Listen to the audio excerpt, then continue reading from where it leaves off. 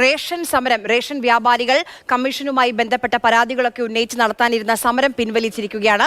പണിമുടക്കിൽ നിന്ന് പിന്മാറിയെന്ന നല്ല വാർത്ത വരികയാണ്. ഭക്ഷ്യവകുപ്പ് മന്ത്രി GR അനിൽ ഇപ്പോൾ മാധ്യമങ്ങളോട് സംസാരിക്കുകയാണ്. കേൾക്കാം. കഴിയുന്നത്ര സ്ഥലങ്ങളിലെ കടകൾ തുറന്ന് പ്രവർത്തിപ്പിക്കാൻ നിർദ്ദേശം നൽകാൻ പൊതുവിൽ തീരുമാനിക്കുകയുണ്ടായി.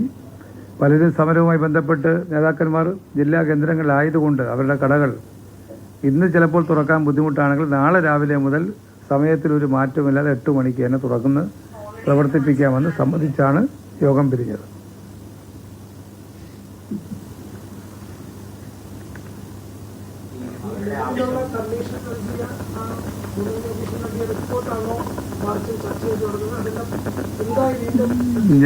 ഞങ്ങളുടെ മുന്നിൽ ഈ വിഷയങ്ങൾ ഉൾപ്പെടെ നിരവധി റേഷൻ വിതരണ മേഖലയുമായി ബന്ധപ്പെട്ട് സംഘടനകൾ നിർദ്ദേശിച്ച ഒരുപാട് പ്രശ്നങ്ങളുണ്ട്.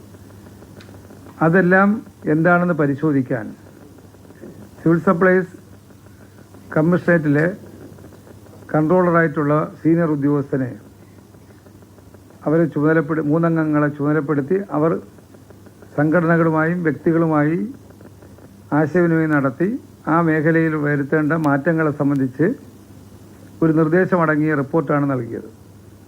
അതിൽ 20 നിർദ്ദേശങ്ങളാണ് ഉള്ളത്. അതിൽ ഞാൻ കഴിഞ്ഞ ദിവസം പറഞ്ഞു 18 നിർദ്ദേശങ്ങളും നടപ്പാക്കുന്ന ഘട്ടത്തിലേക്ക് അംഗീകരിച്ച് മുന്നോട്ട് പോകുന്ന അവസ്ഥയാണ്. ഇത് സാമ്പത്തിക വിഷയം പ്രയാസങ്ങൾ ഇപ്പോഴത്തെ അവസ്ഥയിൽ ഗവൺമെൻറ് ഉള്ളത് കൊണ്ടാണ് ഈ പ്രശ്നത്തെക്കുറിച്ച് എടുക്കാത്തത്. അവരുടെ നിർദ്ദേശവും സംഘടനകളുടെ ഡിമാൻഡും ഒരുമിച്ച് വെച്ച് ചർച്ച ചെയ്യും. നമുക്ക് ഏത് മാസത്തിനുള്ളിൽ എന്നുള്ള ഒരു വാക്ക് അവർ ഉന്നയിച്ചു. ഗവൺമെന്റിന്റെ മുന്നിൽ മാർച്ച് മാസം തുടങ്ങിയാൽ എത്രയും വേഗത്തിൽ പൂർത്തിയാക്കാനാണ് ഉദ്ദേശിക്കുന്നത്.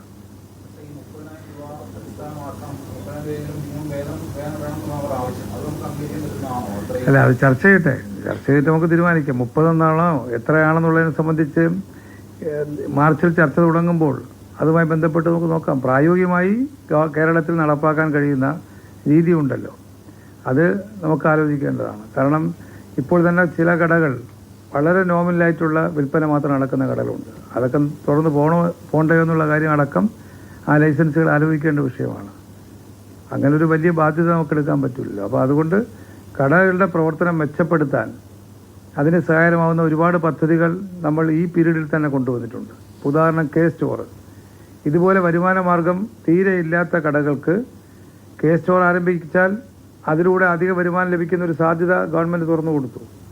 ആദ്യം അവർക്കത് മനസ്സിലായില്ലെങ്കിലും ഇന്നിപ്പോൾ 1700 കടകൾ K-സ്റ്റോറായി മാറി. 13,000 മുതൽ 15,000 വരെ അധിക വരുമാനം ലഭിക്കുന്ന കടകളായി ആ കടകൾ മാറിയിട്ടുണ്ട്. അപ്പം നമുക്ക് ഗവൺമെൻറ് തന്നെ പ്രഖ്യാപിച്ചിട്ടുണ്ട് 2,500 കടകൾ K-സ്റ്റോർ ആക്കാൻ വേണ്ടി ഗവൺമെൻറ് ഉദ്ദേശിക്കുന്നത് ഈ നയപ്രഖ്യാപനത്തിൽ ഗവർണർ പറഞ്ഞതാണ്. അപ്പോൾ അത്തരത്തിൽ വരുമാനത്തിൽ ഏറ്റവും പിന്നോക്കം നിൽക്കുന്ന ആളുകൾക്ക് പുതിയ വരുമാന മാർഗം കൂടെ ആലോചിക്കാം.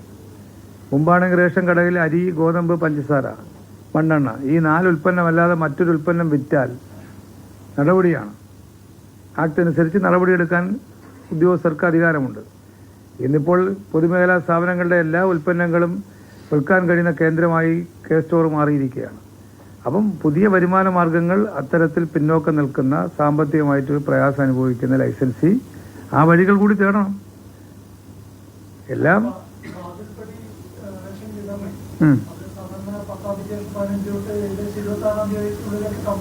അതെ.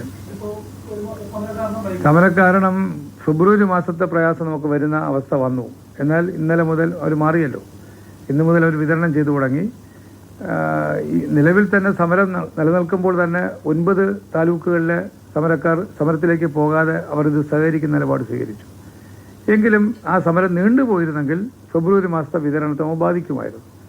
മഹാഭൂരിപക്ഷം ഷോപ്പുകളിലും 1 മാസത്തെ സ്റ്റോക്ക് അധികം വയ്ക്കാനുള്ള സൗകര്യമുള്ളത് കൊണ്ട് ജനുവരി മാസത്തിൽ നമുക്ക് ബാധിച്ചിട്ടില്ല. ഇന്ന് വരെ നോക്കുമ്പോൾ 64% ആളുകൾ റേഷൻ വാങ്ങിയിട്ടുണ്ട്.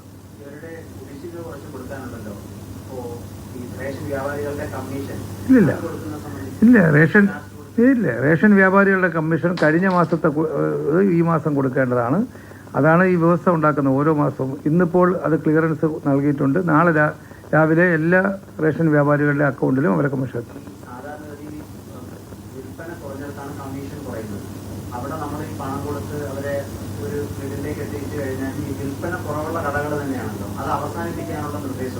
ഇല്ല, അതാ പറഞ്ഞ ആ പോയിന്റ് എടുക്കുന്ന സമയത്ത് ലൈസൻസുകൾ തന്നെ സ്വയം ആലോചിക്കണം. വേറെ മാർഗങ്ങൾ കൂടെ കണ്ടെത്താം. അതിനുള്ള സാഹചര്യങ്ങൾ കൊടുത്തിട്ടുണ്ട്. 10,000 രൂപയ്ക്ക് താഴെ വരുമാനമുള്ള 171 തോന്നുന്നു, അല്ലേ? 177 കടകളുണ്ടെന്നാണ് കഴിഞ്ഞ 2 മാസത്തെ റിപ്പോർട്ട് നോക്കിയപ്പോൾ മനസ്സിലായത്. അപ്പം 10,000 രൂപയ്ക്ക് താഴെയുള്ള അത്തരം ഷോപ്പുകൾ അവർക്ക് എന്തുകൊണ്ട് അതിൽ ചിലർക്കെങ്കിലും സാധ്യമാണെങ്കിൽ കെ സ്റ്റോറിലേക്ക് ആലോചിച്ചുകൂടാ? വരുമാനത്തെ വർദ്ധിപ്പിക്കാൻ വേണ്ടിയാണല്ലോ ഇത്തരം ഷോപ്പുകൾ നമുക്ക് ഉദ്ദേശിക്കുന്നത്. അപ്പോൾ ആ നിലയിലാണ് ഞങ്ങൾ കാണുന്നത്. എന്താണെങ്കിലും അത് ചർച്ചയിലൂടെ എല്ലാം ഗവൺമെൻറ്റിൻ്റെ ബാധ്യതയാക്കി എടുത്ത് മുന്നോട്ട് പോകാൻ പറ്റും. അപ്പോൾ അത് ലൈസൻസുകളായിട്ടാണ്, അല്ലാതെ തൊഴിലാളികളായിട്ടല്ല.